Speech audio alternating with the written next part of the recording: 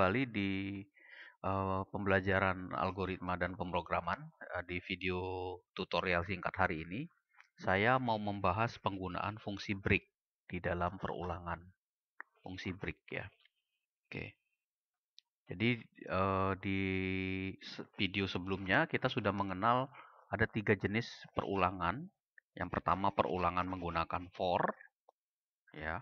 Yang kedua adalah perulangan menggunakan while, ya. Penggunaan perulangan dengan while. Kemudian yang ketiga adalah perulangan dengan menggunakan do while. Do while. Oke. Nah, di masing-masing perulangan ini ya ada fungsi break yang bisa kita sisipkan atau perintah break yang bisa kita sisipkan di tergantung dengan penggunaan perulangan yang kita inginkan. Ya. Oke. Tujuan penggunaan perintah break ini adalah untuk memotong perulangan itu sesuai dengan kondisi yang kita inginkan. Jadi ketika perulangan itu terjadi, dia bisa kita hentikan sampai dengan tidak sampai dengan counter yang terakhir. Contoh misalkan ini ya. Misalkan saya tulis dulu template-nya, include IOStream seperti biasa ya template-nya. Kemudian integer main. Oke. Return 0. Oke. Saya buat variabel perulangan i.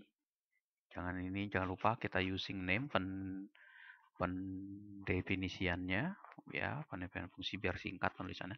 Saya tulis for i ya, for i sama dengan 1 sampai dengan i lebih kecil sama dengan 10, i plus plus. Oke. Nah, di sini saya say out. Ya, say out. Saya cetak nilai i-nya ya. Nilai i-nya seperti biasa.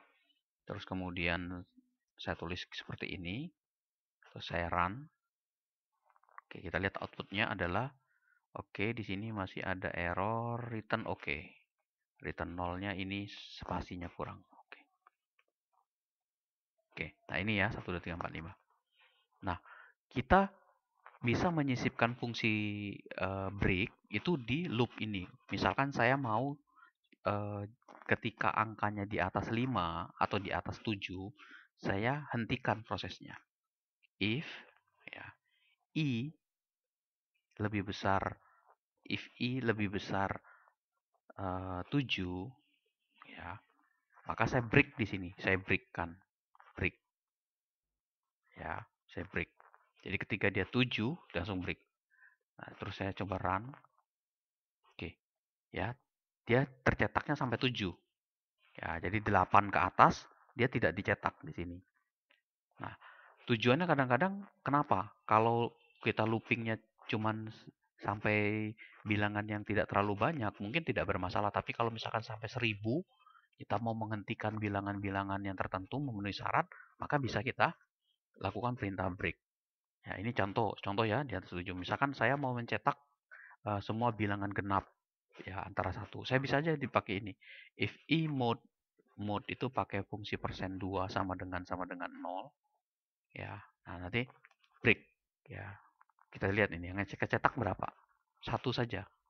Kenapa? Karena angka 1 yang ketika dia 1 bukan bilangan ganjil, bukan bilangan genap, maka dia break langsung keluar. Yang sisanya nggak kecetak di situ.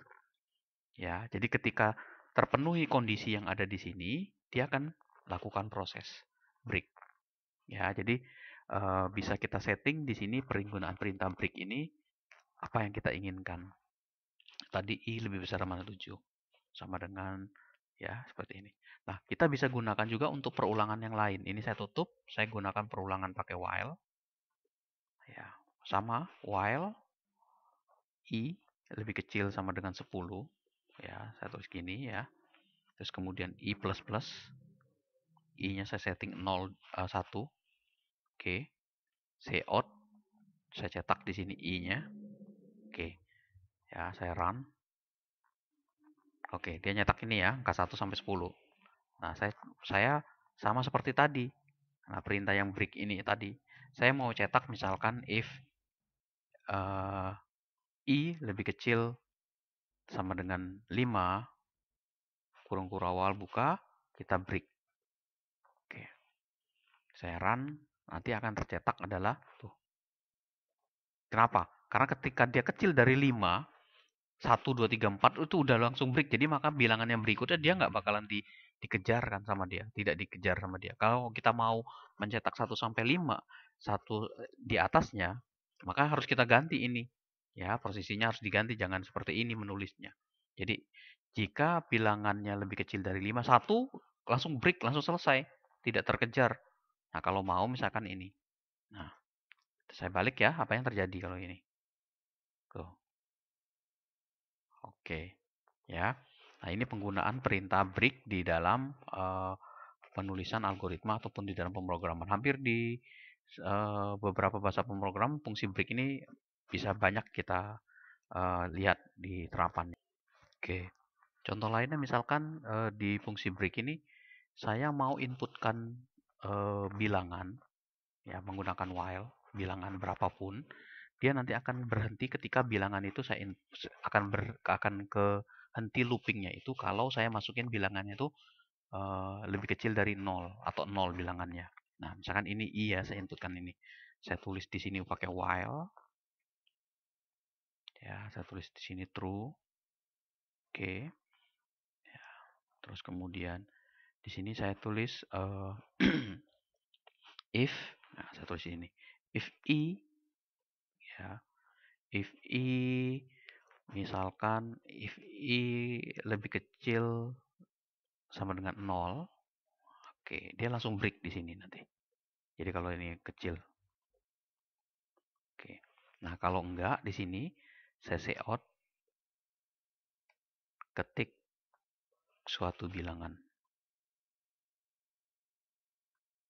Oke. Saya tutup koma sin i. Oke. Ya. Nah, ini kita coba cek. Jadi nanti kalau dia ketemu bilangannya selain bilangannya 0, dia akan atau bilangan selain lebih kecil dari 0, dia akan terus-terusan input di sini. Ya. Oke, coba saya run ya. Oke, masukin bilangan di sini. Misalkan bilangannya 3, enter, 4, 52. Oke. Nah, terus dia bilangannya. Tapi ketika saya masukin 0, dia enter, tuh keluar. Ya. Jadi kondisi yang ini, yang perintah ini while ini ya akan berhenti ketika nilai i yang kita inputkan ini kan kita inputkan ini i. Ketika dia kurang dari 0 atau lebih kecil sama dengan 0, dia akan break langsung keluar dari looping ini. Tapi kalau enggak dia terus input terus di sini. Nah, di sini saya pakainya while true. Jadi selama benar. Jadi selama kondisi ininya memenuhi syarat, ya, selama kondisinya memenuhi syarat, dia akan looping terus-terusan seperti itu. Nah, saya bisa juga gunakan ini untuk menghitung total yang diinputkan. Misalkan saya tulis di sini total ya. Total. Nah, ini saya tambahkan, saya deklarasikan di sini total, di luar loop ya. Total sama dengan 0. Nah, misalkan saya mau jumlahkan di sini. Saya inputkan saya tambahkan total sama dengan total plus i. Oke. Ya. Terus kemudian saya say out di sini. Ya. Total penjumlahan semua bilangan yang diinputkan adalah sini saya pakainya ini total. Oke. Nah, ini jangan saya letakkan di dalam loop, tapi saya keluarkan. Kenapa? Kalau enggak dia nanti terus-terusan inputnya. Saya letakkan di luar looping. Oke. Nah, ini ya total. Oke, coba kita cek ya. Oke, saya coba run.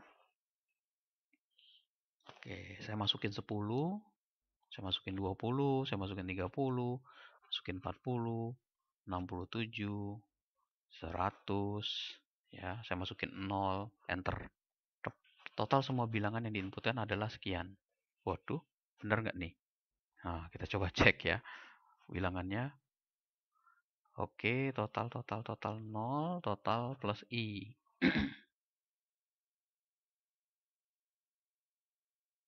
Oke, kita ulangi ya. Benar nggak nih? Kita masukin dulu. Saya bilang 1, 2, 3, 4. Saya masukin 0. Wah, ini. Awas nih, hati-hati. Di sini coba kita cek errornya kenapa di sini. Oke, tadi itu kita coba jalanin ya. Kita jalanin di sini. Misalkan saya masukin 10, 10, 10, 20, enter, 0. Oke, jumlahnya harusnya kan 40 ya. Ya, kenapa di sini bilangannya segini? Nah, kita coba cek nih analisa. Oke. Oke. Nah, masalahnya kenapa? Ketika total ini dijumlahkan pertama nilainya 0. Nah, nilai I-nya ini, nilai I yang kita inputkan, dia kan belum ada nilainya di sini. Ya, belum diinputkan nilai I-nya. Jadi dia belum tahu. Nah, kalau kita mau misalkan menjumlahkan total ini, maka total ini yang I yang ini ditampilkan, dipindahkan setelah diinputkan nilai I-nya berapa, baru bisa dijumlahkan. Ya, jadi jangan sampai salah. Nah, kalau ini saya jalankan, kalau saya jalankan 10, 20, 30, 40. Nah, kan keluar hasilnya pada saat saya input tuh 100. Ya, 30, 60 tambah 40, 100. Oke, itu ya. Nah, ini contoh penggunaan perintah break-nya. Jadi ketika inputnya ini. Jadi kalau dia sesuai dengan bilangan yang diinputkan, maka dia akan menjumlahkan, terus kemudian hasilnya ditampilkan di sini. Ya, ini oke tentang penggunaan perintah break ya.